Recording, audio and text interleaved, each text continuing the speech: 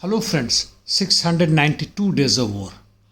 In the southern war zone on Kherson front, icing is taking place on the Dnieper River and thus causing problems for the Ukrainians to cross and bring reinforcements for the Krinky bridgehead.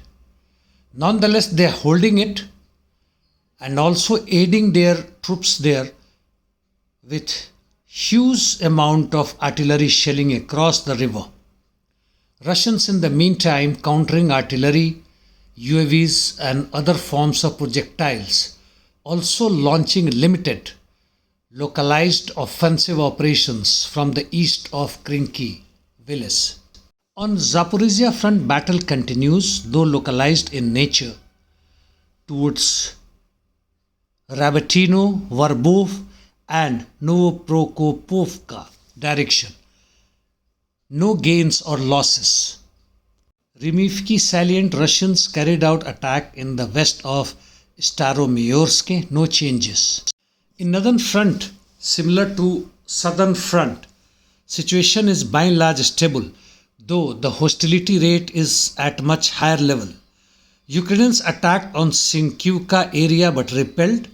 Russians attacked Ukrainian positions towards Petropavlovka, gaining approximately 100 meters, also towards Berestoye, Stelmakhovka, no gains this side. In Liman directions, Ukrainians carried out offensive towards Debrova, while Russians continue their operations in Serebryansky forest without any gains. In eastern front, changes though slowed down, yet continue. North of Soledar, Russian army attacked Vasily Razdolovka but without any gain. In Bakhmut, fight continues for Klishivka and also towards Avdiivka and Kurdyumovka. In northern flank, Russians are advancing though at slow pace towards Bohdanivka. Heavy fight continues towards Kromov directions as well as Krasnoye. In Avdiivka too, like in Bakhmut, Russians army made some gains at pretty slow pace towards eastern outskirts of Avdiivka and in private sector, that is West Water Treatment Plant. Stepo, they made gains about 100 meters. Russian army carried out attacks towards Krasnogorovka and Nevelsky direction, Pervomaisky as well, no changes. On Maryinka front, Novomikhailivka fight continues. Russian army has made some gain towards south of the village, while they have advanced little bit towards west of Maryinka, that is towards Georgievka. Interdiction missions, both Russian and Ukrainian armies are continuing their interdiction missions deep and deeper inside enemy's territory. Yesterday's report on IL-22 and A-50, which were shot, may not be due friendly fire as Ukrainians are claiming, but could be because of Ukrainian armed forces with the help of its allies. Ukrainians also hit Voronezh using drones. Coming to Palestinian-Israeli-Yemen front, Houthis attacked an American cargo ship and were able to hit it. Huge explosions were reported towards the southern tip of Red Sea. Qatar announced that its shipping in Red Sea will be stopped.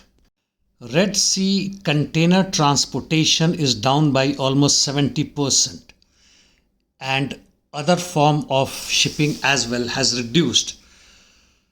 Ironically, US has warned ships against transiting in southern Red Sea. Its navy has said that high degree of risk to commercial vessels transiting through southern Red Sea exists. Then what are they doing there? In the meantime, Iranian IRGC launched ballistic missiles and UAVs in Erbil, that is Iraq, or rather say Iraqi Kurdistan, hitting centers of Mossad, training center helping ISIS-K, international airport, and US consulate was also hit. The target was more than 1200 kilometers from Iran where it launched the attacks, and it also killed Pershrao, who is a Kurdish businessman and supposedly helping all these terrorist centers.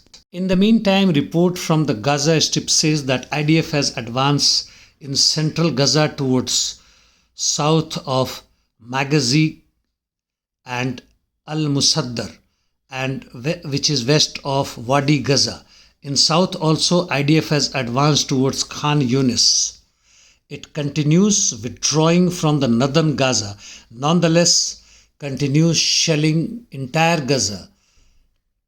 Its West Bank Israeli forces continue large-scale raids while Hezbollah launched 8 attacks into Israel. US is sending more troops, more than 1500, in its bases in Iraq and Syria. What is Iraqi Prime Minister doing, who wanted to oust the American occupying forces in his country? US military reports that IRGC detachment in working in Yemen. Well, we all know about it. Do you think human civilization is moving backwards? Not for the world's largest corporation and the richest people, who have doubled their wealth since 2020 as per Oxfam. It further says 5 billion people have become significantly poorer. And to ponder and enjoy over these developments, Davos meeting is taking place in name of World Economic Forum, and which will talk about sustainability, climate, and of course artificial intelligence. What is going to be talked about us is well known to you as well. In the meantime, huge protests are continuing in Germany by the farmers and elsewhere in the world against the war that is continuing in Ukraine and in support of Philistine people. And that brings an end to my talk today, friends. See you tomorrow almost at the same time.